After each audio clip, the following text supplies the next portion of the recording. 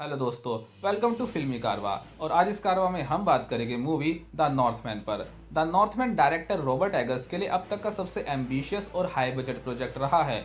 Vikings era को लेकर की गई उनकी रिसर्च मूवी में साफ नजर आती है। एगर्स ने वाइकिंग्स के रहन सहन के तौर तरीके, उनका फाइटिंग स्टाइल, उनके रिचुअल्स, उनके प्रिंसिपल्स, उनकी डिजायर्स, हर एक चीज को बड़ी ही बारीकी से दिखाया है।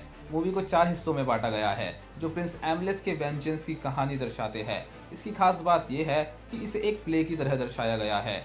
मूवी के सीन्स को नैरेट करने का अंदाज, black magic, supernatural activities, sacrifices, ये सब एक यूनिक एक्सपीरियंस प्रोवाइड करता है। आपने ऐसा कुछ पहले कभी नहीं देखा होगा।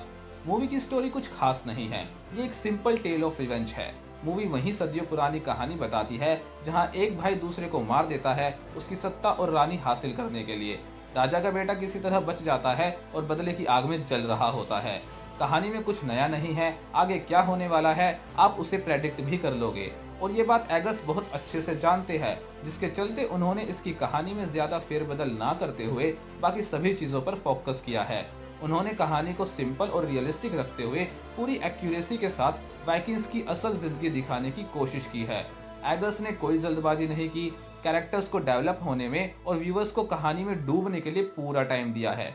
वाइकिंग्स को उनकी ब्रूट स्ट्रेंथ, उनके जंगली पने के लिए जाना जाता है और कैरेक्टर्स ने उनके इस वहशी पने को बहुत ब्यूटीफुली पर्दे पर उतारा है। द नॉर्थमैन वाइकिंग्स के ट्रू नेचर को दिखाती है। जंगलियों की तरह रहना, मारकाट करना, कोई रहम नहीं, जहां हमला किया वहां सब उजाड़ देना, बच्चों को एक जगह बंद कर जला देना, कमजोर और बीमार को मारकर तंदुरुस्त को स्लेव बना लेना, औरतों का रेप कर उन्हें बेच देना, जीतने पर बारिश में नंगा नाच, इनके अजीबोगरीब रिचुअल्स, इनकी ब्रूटैलिटी देख आप शॉक हो जाओगे। ये किसी जानवर से कम नहीं थे और शायद यही कारण था जो ये लोग आइसलैंड और आयरलैंड जैसी ठंडी और बंजर जगह पर सरवाइव कर सके। इन्होंने अपने आप को उस माहौल में ढाल लिया था। मूवी के कई सीन्स तो काफी डिस्टर्बिंग है, जिन्हें देख आप सोच में पड़ जाओगे। इसके एक्शन सीन्स बहुत क्लीन और ब्रूटल है। इनकी बारबैरिटी इनके फियर्स नेचर से परफेक्टली मैच करती है। Alexander Skarsgard as Amleth outshines everyone. मतलब यार, इसे देखकर लगता ही नहीं कि ये एक्टिंग कर रहा है, क्या धांसू परफॉर्मेंस दी है इसने। आन्या टेलर उर्फ ओल्गा ये इस कहानी की सबसे मिस्टीरियस कैरेक्टर है। ये एमलेथ की लवर है और बखूबी उसका साथ निभाती है। Nicole Kidman is just phenomenal. कहानी की असल विलन तो यही है। And last but not the list, कहानी का एंटेगोनिस्ट क्लाइस बैंग एज फ्योल्निर। ये बंदा आपको अपने रोल से पूरी तरह सेटिस्फाई करता है। कहानी को एंगेजिंग बनाए रखने के लिए एगर्स ने अपने कैरेक्टर्स को सही मोमेंट पर ड्रामेटिक डायरेक्शन भी दी है, जो चौंकाने वाले खुलासे करते हैं, जो प्रोटैगोनिस्ट को अंधकार और निराशा की ओर धकेल देता है।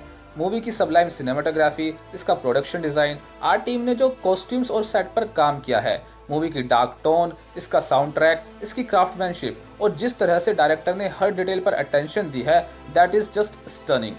तो ये थी मूवी की अच्छी बातें। अब बात करते हैं कि मूवी लैग कहाँ करती है। पहली चीज तो इसकी स्क्रिप्ट, जो कि बहुत फैमिलियर है। एमलेथ कैसे इतना फियर्स बनता है वो दिखाया ही नहीं जाता। उसके बचपन के स्ट्रगल की झलक तक नहीं दिखाई गई कि आखिर कैसे एक छोटा बच्चा इस खूंखार दुनिया में खुद से सरवाइव कर पाता है।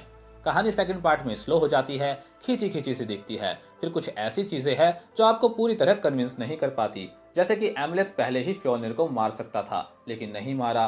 फिर सच जानने के बाद सब कुछ भुलाकर एक नई जिंदगी की शुरुआत कर सकता था, लेकिन उसने वो रास्ता भी नहीं चुना।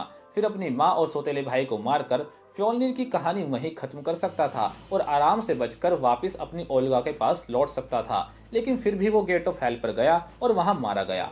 और कहानी की सबसे बड़ी मिस्ट्री ओल्गा, जिसे इन्होंने मिस्ट्री ही रखा। किसी को नहीं पता ये असल में कौन थी, एमलेथ की मदद करने के पीछे इसका मकसद क्या था और किस तरह इसके अंदर भी एमलेथ के वंशजों का खून दौड़ रहा था। मतलब कुछ क्लियर किया ही नहीं। तो कुल मिलाकर ये बिना मिर्च मसाला के एक प्रॉपर ड्रामा मूवी है, जिसे हर कोई नहीं देख सकता। इसे देखने के लिए आपको पेशेंस चाहिए।